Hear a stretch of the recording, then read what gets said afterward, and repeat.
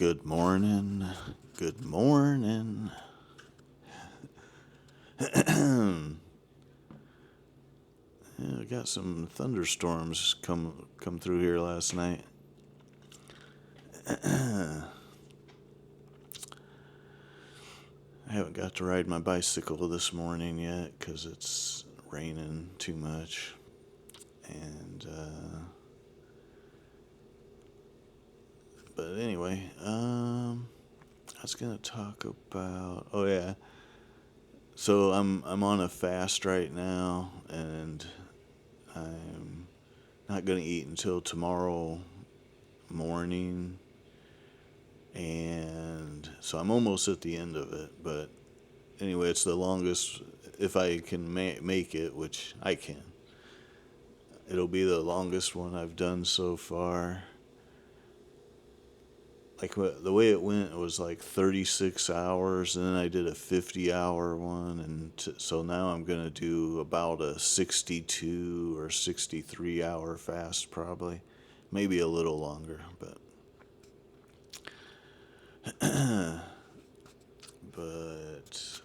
for me, I don't think I'm gonna try to go over 72 hours anyway, because I've seen stuff about how if you go over 72 hours, which is 3 days, um, then it could slow your metabolism down, which I don't want to do that.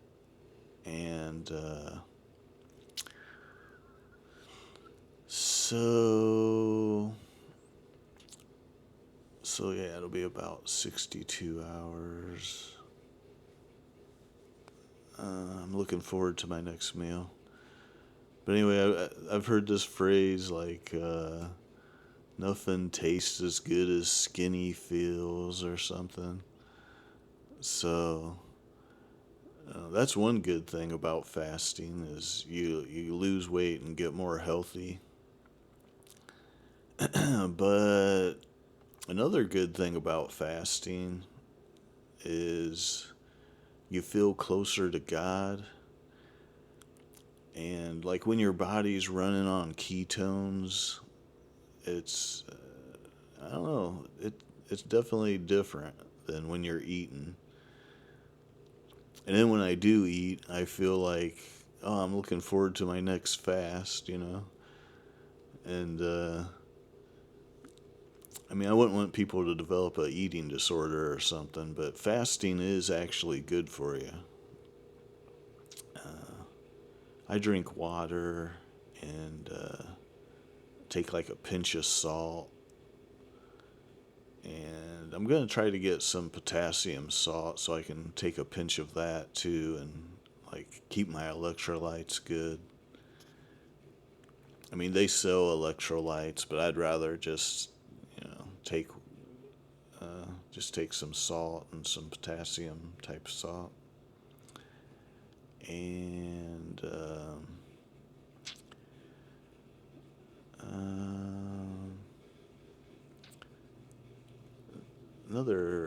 I saw a good short yesterday by Dr. Baker, and he said that, like, I think I've said stuff like this before too, probably from listening to him, but he said that, like, adjust your diet. Uh, and like if you're overweight and your knees hurt and this and that, then if you adjust your diet and maybe take some turmeric, you could to get less inflammation. Then your knees might start feeling better to where you can start getting more movement. And then you start eating better, and then you start moving better, and then you start feeling better, and it's like this snowball effect. It's like an avalanche of goodness coming at you. So that's something to think about for people that need that sort of help. Uh, another goofy little saying I've heard is you can't run away from a bad diet. I think that's pretty true. Like, no matter how much you run, if you're not eating the right things, you might, like if you're eating stuff that gives you inflammation, then it's going to affect your running and everything else anyway. Um, I don't know though. It's all like very nuanced and specific to various people and things, you know. So you gotta figure out what works for you. Oh yeah, another thing I just want to talk about was some of these YouTubers I watch. So they'll say like, "Don't be so serious" and stuff, you know. And it's like, yeah, I mean, you know, it's good to have a fun, playful spirit, and some people can be too serious, but some things you should take a little more serious. And yeah, wasn't it like the Joker that says, "Why so serious?" or something stupid, you know? It's like, you know, one thing you should take serious is your relationship with Jesus and God. It's his plan is way better than your plan. And so if you focus on him and doing what he wants you to do, and you can find out what he's wanting you to do and how to live from reading the Bible or from watching YouTubers that talk about the Bible can help you. And I was thinking about it like the Bible that my Sunday school teacher gave me, you know, like 40 years ago or something. Its print is so small. I think I'd be better off just reading the Bible, or you know, reading the Bible on the computer, you know, on the on the TV type of deal, you know. Might be better way for me to do it. So I'm gonna start digging into that. And but I also get Bible verses from watching YouTubers a lot, you know. I particularly watch the ones that'll give you a Bible verse and talk about it some. And oh, there's something else I was going to talk about. Um,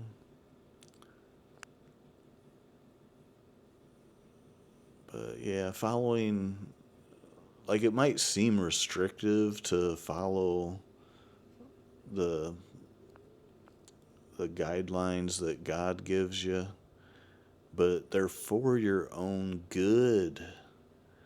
Like, you'll be way better off if you reject what everybody else is doing and follow what God wants you to do. Well, this shirt looks really bright with it. I have the light set to cyan. It's pretty neat looking. Um, anyway, let's see what else I can say. I was gonna talk about something else a little bit. Oh yeah. So I read this book a long time ago, and I watched the movie and listened to the radio show of it or whatever. Called Hitchhiker's Guide to the Galaxy. And anyway, at one point, um, they, well, this is the story. All right, I'll just try to tell the story a little bit. Now, I'm not judging anyone here on this, but this is what the story was. Okay, I think the author was named Douglas Adams, and so this is what he's saying, not what I'm trying to say. But anyway, he it starts by they put a bunch of people on a ship, on a spaceship, people that he considered kind of not super helpful people. So like hairdressers, not no shade. Hairdressing is a art form, you know. And that's one of them I remember though. But like lawyers maybe, um, I don't know, all kinds of people. Anyway, then the Earth gets destroyed to build a highway through space or something, and then uh, they realized that they made a mistake, and there were some powerful people that wanted the Earth. It was part of a like a program or a test or something. So they built a new Earth, and then these people crash land back on the new Earth, and they don't really know what to do. So they're just wandering around, and there's these beautiful trees and stuff. So they're like, well, um, maybe we need money, and so they're like, what will we use for money? And so there's these leaves on the trees, and somebody rips one off, and he says, how about these leaves? And then somebody rips off like five leaves, and he's like, I've got five leaves, you know, you know. And but anyway, I have said that money's sort of made up and not important. Oh yeah, that's what I was going to say from the previous thing. But and people would probably say, uh, some people probably think that Jesus is made up, but he's not made up. Okay, I feel very sure that he's very real and totally not made up. But money is sort of made up. But money is also important to manage it wisely. Um, there's a Bible verse about um,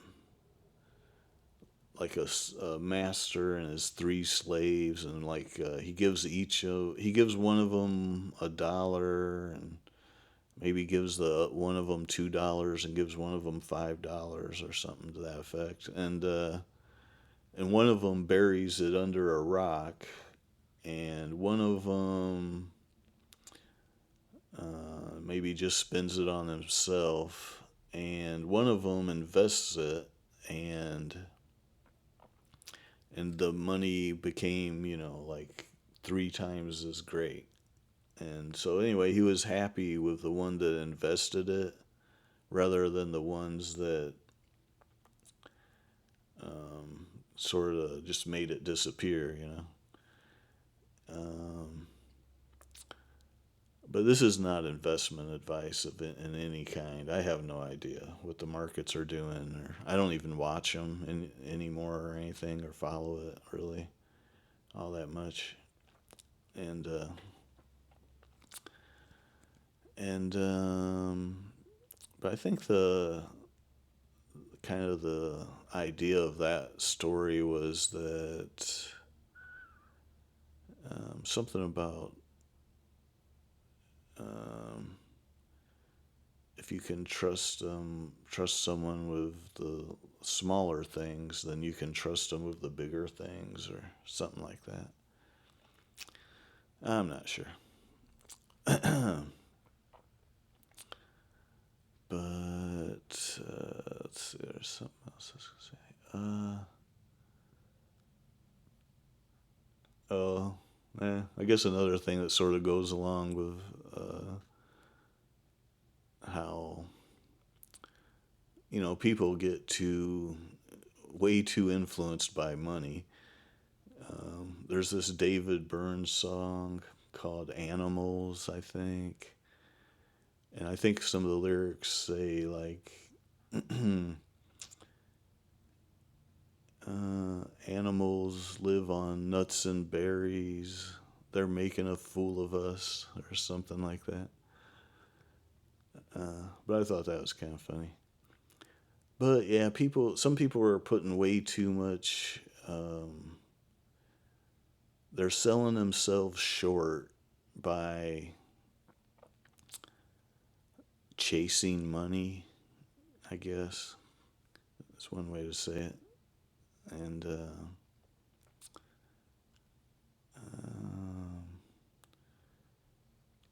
So,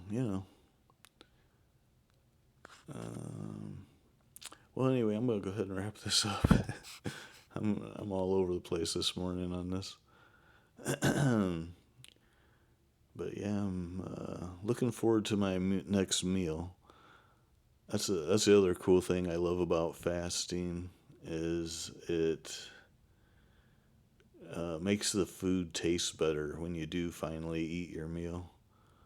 But you do have to be careful how you break your fast and like start slowly. Don't just eat a whole bunch of food as soon as you break it. Like I'm not really sure. I've dug into it some, and I haven't got the good information on this yet. But I'm gonna have to dig into it some more about like the best ways to break your fast. But what I do is I'll eat like a meat stick.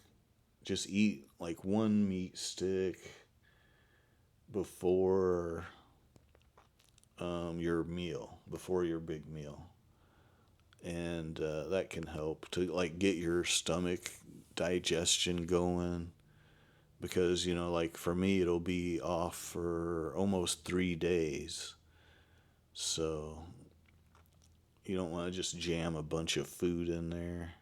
And it's good to break your fast, I think, with protein or vegetables or something, but try to stay away from like carbs or sugar, which, in general, you should try to stay away from carbs and sugar. I don't know about fruit, if that would be good. I mean, it has sugar, but um, you know,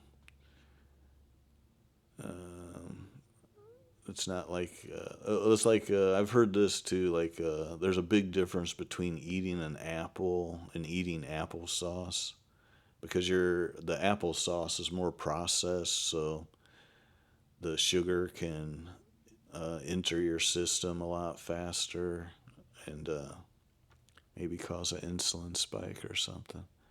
But I don't know. Another good tip, though, is that I've seen that studies seem to indicate, studies show that if you walk like right after you eat, like within 10 or 15 minutes after you eat, it can lower your insulin spike by like 10 or 20%. And that's a big benefit to your health. Like apparently longevity is uh, linked to keeping your insulin levels low, and by fasting you keep them totally off, I think. Maybe there's a little, I don't really know. um, but that's one of the goals of fasting is to lower your insulin levels, and that's why snacking's so bad for you. Because when you eat, your stomach sends out signals that I've ate, so it starts sending out like insulin type signals and things, and it's all very complicated, biology and stuff. And I don't understand it all exactly, but I have been listening to Dr. Jamandis, and it's been real. He's been the best at explaining all about fasting and how it affects your health and stuff. And I've been really liking that, appreciating that. But all right, I'm gonna wrap this up. I've gone pretty long here. All right, remember, Jesus loves you.